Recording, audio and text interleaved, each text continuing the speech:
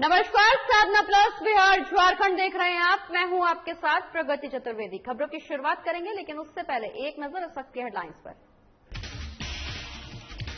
जामताड़ा में घट रहे कोरोना के आंकड़े, प्रशासन की सख्ती के चलते घट रहे मामले। 4,434 मरीज हुए स्वस्थ। जमीनी विवाद के चलते दो पक्षों में हुआ विवाद। गांव की जमीन को लेकर हुआ विवाद, मामला दर्ज कर पुलिस ने शुरू की कार्रवाई। दिन दहाड़े आपराधिक घटनाओं को अंजाम देने में जुटे अपराधियों ने एक युवक की गोली मारकर की हत्या। गोली लगते ही युवक की हुई मौत। आंधी और बारिश का कई जिलों पर पड़ा असर, बिजली गिरने से एक युवती की हुई मौत। युवती की मौत से परिजनों का रो रो कर हुआ हाल बुरा। चलिए खबरों की शुरुआत करेंगे, जहां मुख्यमंत्री नीतीश कुमार ने लॉकडाउन के दौरान पटना जिले में चलाए जा रहे सामुदायिक किचन का वर्चुअल टूर के माध्यम से जायजा लिया। इस दौरान मुख्यमंत्री के साथ वीडियो कॉन्फ्रेंसिंग के जरिए पटना के जिलाधिकारी डॉक्टर चंद्रशेखर सिंह भी जुड़े। वहीं इस दौरान मुख्यमंत्री ने वहां अधिकारियों से स्थिति जानी, साथ ही सामुदायिक किचन का लाभ ले रहे लोगों से बातचीत भी की।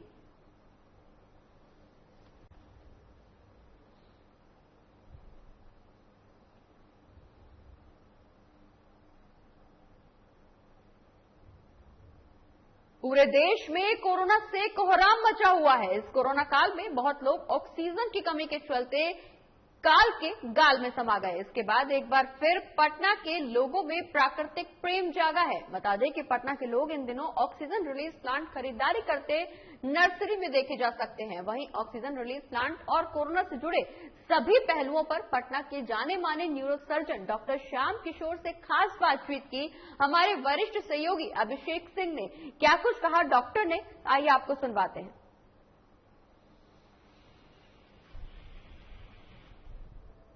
कोरोना संक्रमण के बीच में सबसे अधिक जो परेशानी आई है वो ऑक्सीजन को लेकर आई है। अस्पतालों में ऑक्सीजन की कमी देखी गई है। साथ ही लोग जो है ऑक्सीजन के कमी के कारण बहुत लोगों की मौत हुई है।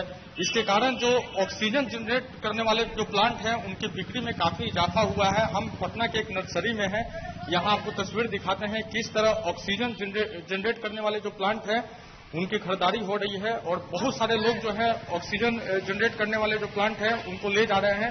हमारे साथ एक डॉक्टर हैं। सर, आपका शुभ नाम क्या होगा? जी, मैं डॉक्टर श्याम किशोर न्यूरोसर्जन हूँ पटना का। जी, तो सर जिस तरह ऑक्सीजन की कमी देखी गई है, ऑक्सीजन के अभाव में लोग मर रहे हैं, तो कितना बेनिफिशियल होता है ये ऑक्सीजन जनरेट करना? देखिए, प्रकृति हमारे लिए वो सारी चीज बनाई है जो हमारे स्वास्थ्य के लिए उपयोगी है। तो कुछ पौधे ऐसे हैं जो ऑक्सीजन देते हैं, उसमें कुछ आउटडोर प्लांट्स है, कुछ इंडोर प्लांट्स है।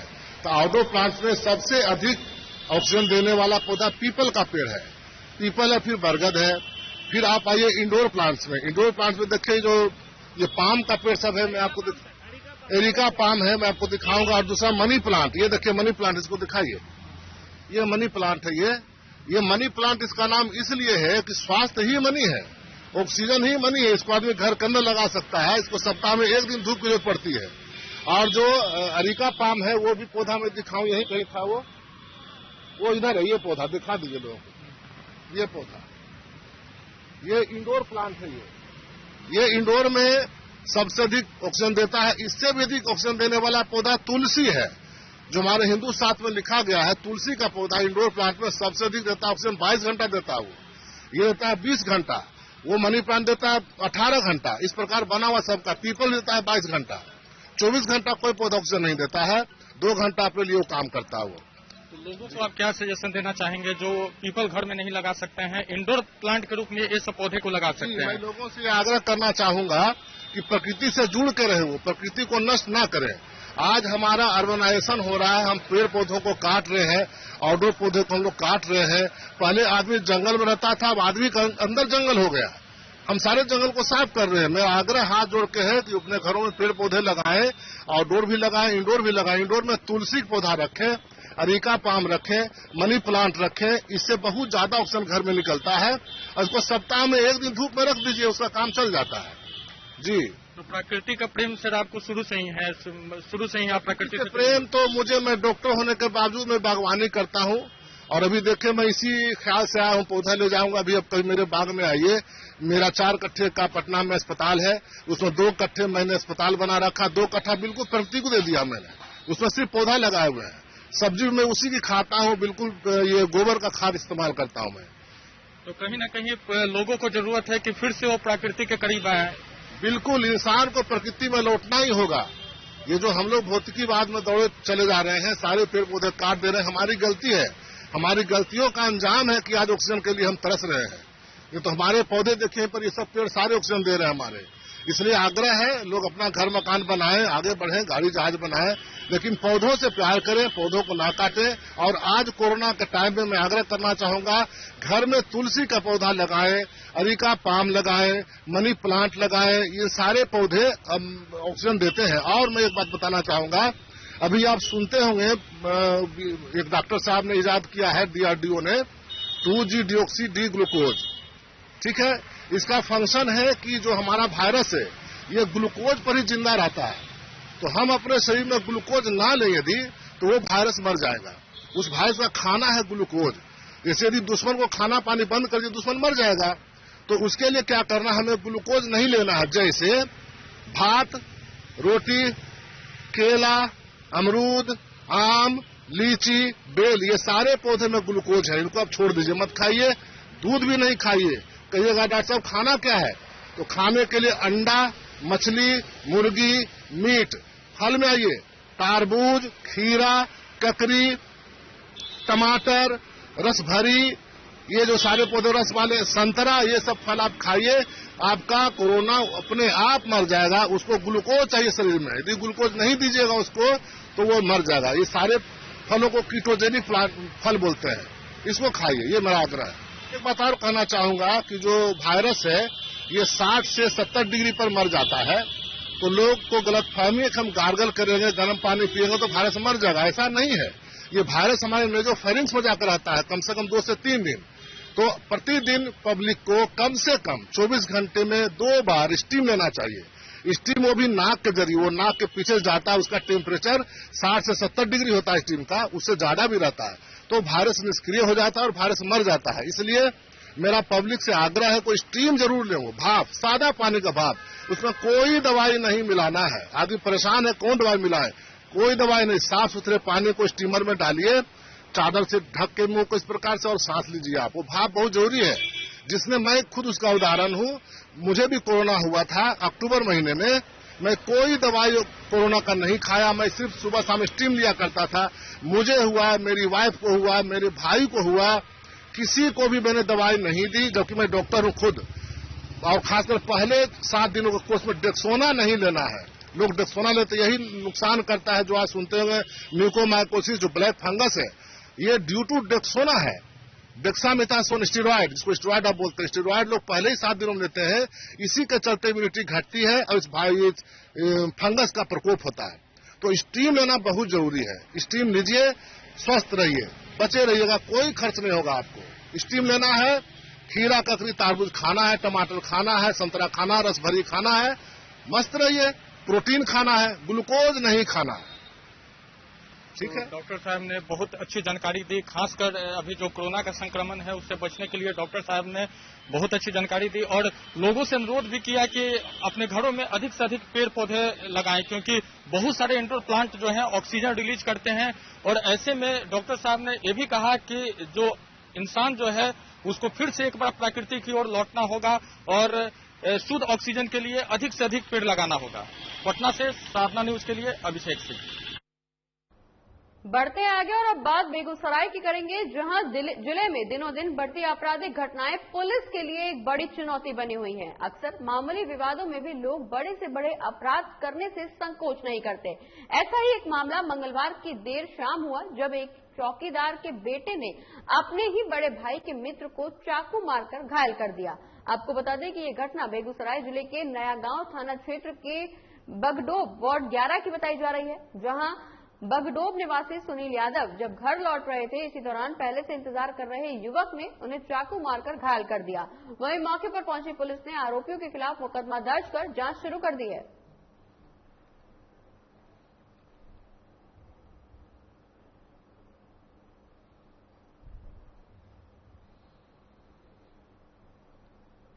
लिख के दरोगा साहब लिख के दिए, वहाँ बोले जाओ मटिहानी से रेफर किया है सदर हॉस्पिटल यहाँ पे विवाद यही है कि हम कल कुणाली के भाई बड़ा भाई के साथ हम घूरते फिरते हैं, इसी से उसको दुश्मनी है, कायद के साथ घूरता फिरता है। ये हमारा दोस्त है 25 साल से, सुनील यादव, हमारा भाई छोटा मुन्ना अली, जो इनको हमारा भाई कहना है कि वो हमारा भाई बड़े साथ में क्यों रहता है, वो जलन से और कुछ दारू कारोबारी वाला उसको उकसा के तो दोनों दोस्त अलग करो, अलग करने से तो ठीक रहेगा, इस दोनों से बात कोई नहीं चलेगा। दोनों को अलग करने के लिए हमारा भाई को उकसाने के ऊपर चाकू से हमला करवाया हमारा दोस्त पे।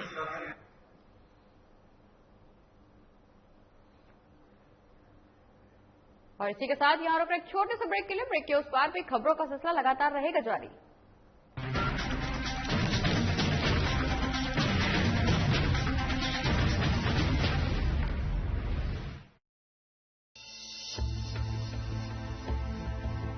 रामकृष्ण मिशन अस्पताल रांची में सेवा का एक सर्वोत्तम संस्थान। 7 दशकों से रामकृष्ण मिशन सैनिटोरियम में सभी बीमारियों का आधुनिक पद्धति से सस्ते दर पर इलाज।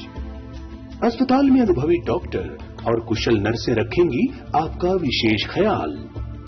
सभी आधुनिक चिकित्सकीय उपकरणों से लैस 24/7 है सेवा में समर्पित। रामकृष्ण मिशन अस्पताल, खूंटी रोड, तूपुदाना, रांची, जिसका सेवा ही परम धर्म है।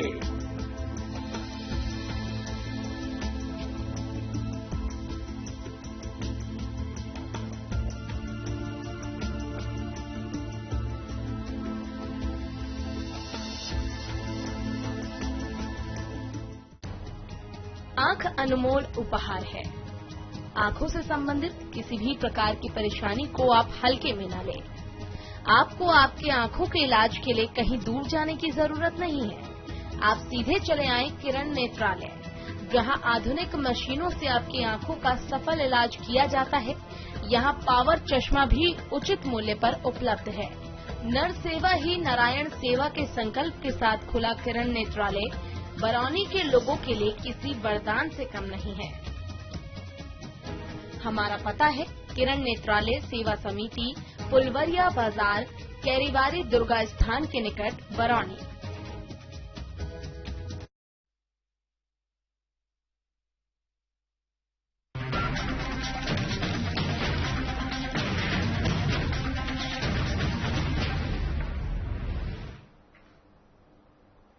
और ब्रेक के बाद एक बार फिर से स्वागत है आपका। एक बार फिर से रुक करेंगे खबरों का, जहां बेगूसराय में देर शाम जमीनी विवाद को लेकर 2 पक्षों में मारपीट होने का मामला सामने आया। आपको बता दें कि ये मारपीट इतनी बढ़ गई कि लोगों के बीच लाठी डंडे भी चलने लगे।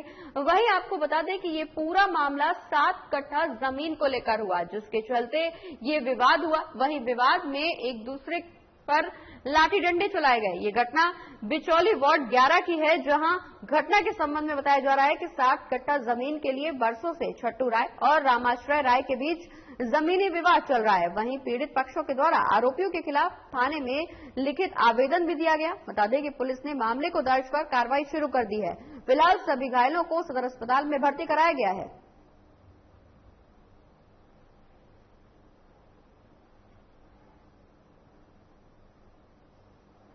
हमार दियाद बतिया 10-20 साल से हमरा तंग करवा के कैला के बाद एकरा कहिए भाई तोहर जमीन है तो तू ले, हमर जमीन छो तो हम ले। समाज भी बैठले, ओकरा कोई बहेलू समाज के भी नहीं दे। 50 आदमी मुखिया सरपंच भी नहीं हार के मान के चलिए। आज जो है न तो गाय के नजदीक घास लगा रहा था। बढ़ते आगे, जहां बिहार में एक ओर जहां कोरोना महामारी ने सरकार की चिंता बढ़ा दी है, तो वहीं दूसरी ओर अस्पतालों और स्वास्थ्य केंद्र की बदहाली ने स्वास्थ्य व्यवस्थाओं की पोल भी खोल दी है।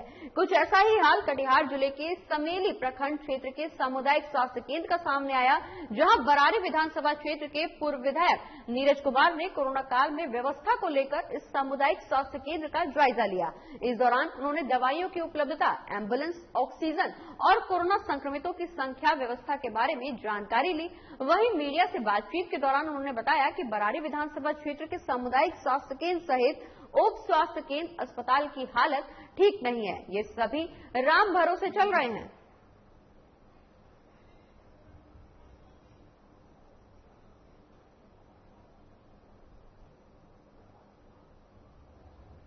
लोगों की जान जा रही है या लोग एक्सीडेंट हो रहे हैं। आपात स्थिति अभी आप बताइए कि ये बेचारे आयुष वाले डॉक्टर हैं, क्या उनका इलाज करेंगे? उनकी पढ़ाई नहीं है, इनके पास दवाई नहीं, न दवाई है न पढ़ाई है। अच्छा, ये क्या कर सकते हैं? आयुर्वेद का दवाई लिखने इनको है, अंग्रेजी दवाई लिखने का अधिकार इसको है, एमसीआई का अधिकार दिया है आपको? बताइए, आप समझ सकते हैं, अंदाज लगा सकते हैं, बिल्डिंग बना देने की बात है। वहीं झारखंड में कोरोना संक्रमण के बढ़ते मामलों को लेकर सरकार ने स्वास्थ्य सुरक्षा सप्ताह के तहत लॉकडाउन लगाया है। वहीं सरकार द्वारा आवश्यकता अनुसार लॉकडाउन की अवधि भी समय समय पर बढ़ाई गई। सरकार की इस रणनीति और जिला प्रशासन की सतर्कता का सकारात्मक प्रभाव जामताड़ा जिले में भी देखने को मिल रहा है। आपको बता दें कि जिले में कोरोना पॉजिटिव मरीजों की संख्या में गिरावट दर्ज की जा रही है। वहीं जिले के उपायुक्त के दिशा निर्देश के बाद जिले के कई जगहों पर कोविड जांच कैंप लगाकर हजारों लोगों का सैंपल कलेक्शन कर टेस्टिंग में तेजी लाई गई। वहीं इस दौरान जांच में पाए गए कोरोना संक्रमित मरीजों का इलाज भी किया जा रहा है, जहां डॉक्टर के बेहतर कोशिशों से लोग लगातार स्वस्थ होकर अपने घरों को वापस लौट भी रहे हैं। जिले में कुल कोरोना मरीजों की संख्या फिलहाल 5119 थी, जिसमें से 4434 मरीज अब स्वस्थ होकर अपने घरों को वापस लौट चुके हैं।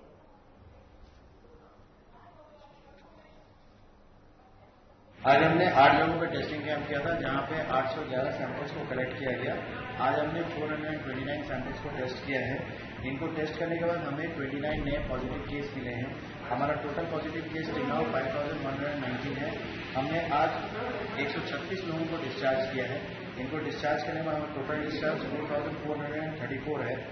आज हमारा डेथ 2 है और हमारा total active case at present 600। बढ़ते आगे, जहां झारखंड में मंगलवार को आई आंधी और बारिश का असर कई जिलों पर देखने को मिला। आपको बता दें कि इस दौरान तेज हवाओं और बारिश के चलते कई हादसों की खबरें भी सामने आई। वहीं इस दौरान लातेहार जिले के बरियातू टीओपी में वज्रपात से मनातू निवासी बितन भुइया की पत्नी सुनीता देवी की मौत हो गई। वहीं घटना के संबंध में गांव वालों ने बताया कि हल्की बारिश, तेज हवाओं के साथ बादल गरज रहे थे कि अचानक बितन भुइया के घर के पास वज्रपात हुआ और घर में रह रही सुनीता देवी की वज्रपात के चलते मौत हो गई। अचानक घटी इस घटना से मृतका के परिजनों का रो रो कर हाल बुरा है।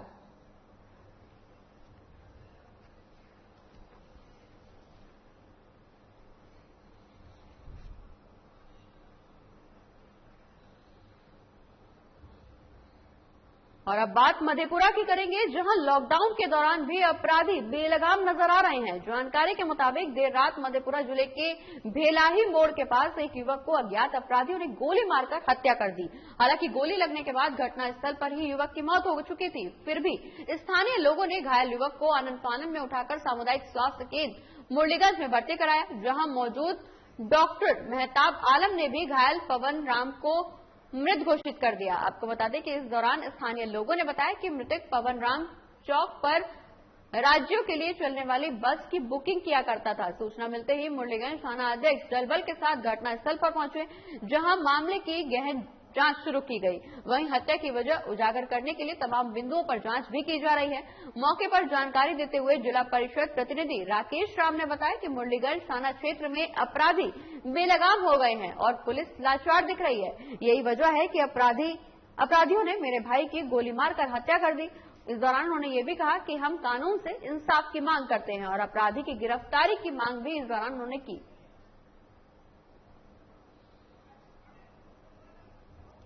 तो लगातार आपराधिक घटनाओं को अंजाम देने में लगे हुए हैं अपराधी, जहां राज्य सरकार पुलिस व्यवस्था को पूरी मुस्तैदी के साथ पालन कराने की बात कहती है, वहीं इस तरह की घटनाएं निकल करके सामने आना कहीं न कहीं पुलिस प्रशासन पर और सरकार की व्यवस्थाओं पर सवालिया निशान खड़े करती है। मधेपुरा की ये घटना, जहां लॉकडाउन के दौरान अपराधी दिन पर दिन आपराधिक घटनाओं को अंजाम देने में लगे हुए हैं, जहां एक तरफ पुलिस प्रशासन लोगों को कोरोना के प्रति जागरूक करने में लगा हुआ है, वहीं दूसरी तरफ अपराधी सरेआम इस तरह की घटनाओं को अंजाम दे रहे हैं, जो कहीं ना कहीं पुलिस के लिए एक बड़ी चुनौती बनी हुई है।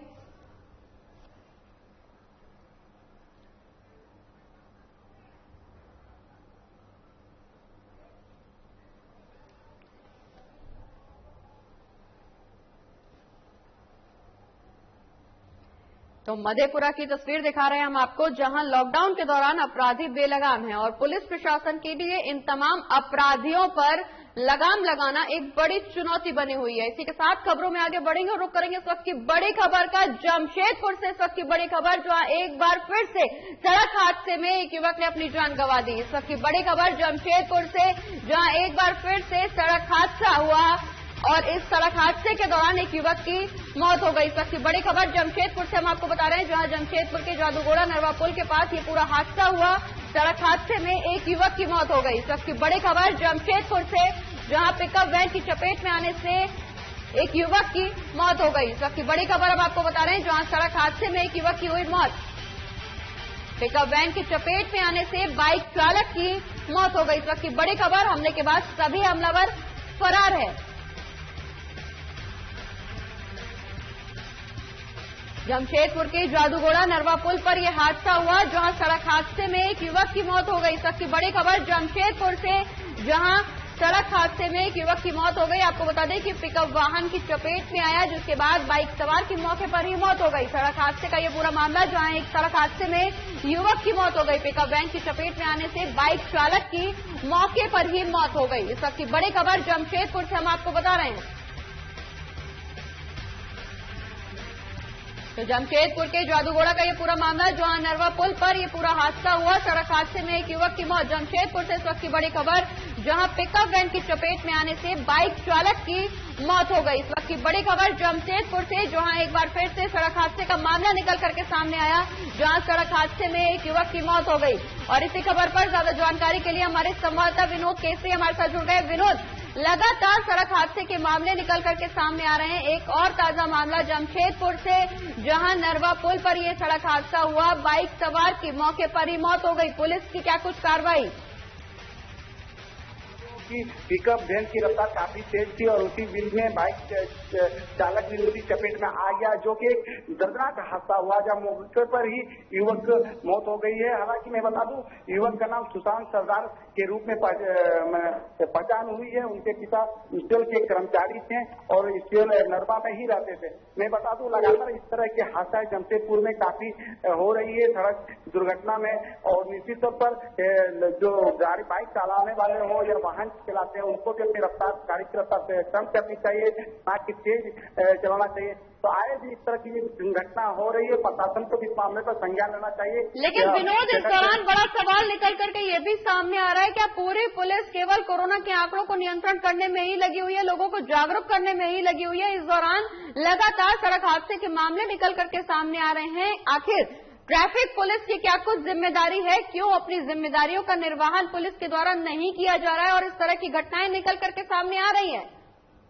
नहीं, ऐसी बात नहीं है। कभी कभी ऐसी होती है कि कोरोना काल में पुलिस तो अपने जहां ड्यूटी कर रही है, लेकिन सबसे बड़ा सवाल है कि मान के कहीं चेकिंग होती है और वाहन की रफ्तार तेज रहती है, तो कभी कभी अनियंत्रित होकर के भी ट्रक हो या बाइक हो या अन्य जो वाहन है, उनकी रफ्तार जो तेज होने के कारण सड़क दुर्घटना का शिकार हो जाते हैं, जिसमें कई लोग उनके चपेट में आ जाते हैं, कई बाइक चालक चपेट में आ जाते हैं, कई कोई अन्य लोग चपेट में आ जाते हैं। तो निश्चित तौर पर मैंने काफी इस तरह की घटना देखने को मिलती है। प्रशासन की तरफ भी काफी लोगों को जागरूक करते हैं कि मोबाइल से बात ना करें, गाड़ियों को स्पीड जो हो उसको कम करके चलाएं। इस तरह के लोग अपना बिल्कुल विनोद, लेकिन विनोद, इस दौरान मेरा सवाल आपसे ये है कि जहां तमाम पुलिस प्रशासन लोगों के बीच कोरोना की गाइडलाइंस को जागरूकता फैलाने में लगा हुआ है, वो कहीं न कहीं सड़क सुरक्षा नियमों की जागरूकता भी लोगों के बीच फैलाना पुलिस का ही काम है। ऐसे में पुलिस प्रशासन अब इन हादसों पर नियंत्रण कैसे लगाएगी, क्योंकि ना तो लोग जागरूक हो रहे हैं और ना ही सड़क हादसों में लगाम लग पा रही है? जी, निश्चित तौर पर बात सही है, लेकिन इसमें पुलिस के साथ साथ आम जनता को भी सोचना चाहिए कि हम यदि सड़क पर निकलते हैं तो गाड़ियों की रफ्तार को तो कम करें, 20 के स्पीड में चलाएं, 30 के स्पीड में चलाएं, ना कि 70 के। बिल्कुल बिल्कुल विनोद, लगातार पुलिस प्रशासन हालांकि इस दौरान लोगों को जागरूक करने की कोशिश कर रहा है, लेकिन बावजूद इसके सड़क हादसे थमने का नाम नहीं ले रहे हैं। अब देखना ही होगा कि आखिर इस पूरे मामले पर पुलिस प्रशासन क्या कुछ एक्शन लेता है। बहुत बहुत शुक्रिया विनोद, ये तमाम जानकारी हमारे दर्शकों तक पहुंचाने के लिए। बढ़ते हैं आगे और अब बात मधुबनी की करेंगे, जहां जिले के कपसिया गांव के रहने वाले पवन कुमार झा के घर में चोरी हो गई, जिसमें लाखों रुपए की संपत्ति पर चोरों ने अपना हाथ साफ कर लिया। आपको बता दें कि इस दौरान पवन कुमार झा का पिछले साल बिहार पुलिस से ही रिटायरमेंट हुआ था। वहीं मंडल कार्यक्रम में शामिल होने के लिए वो अपने ससुराल गए थे। इस बीच घर को सुनसान देखकर चोरों ने अपना हाथ घर पर साफ किया।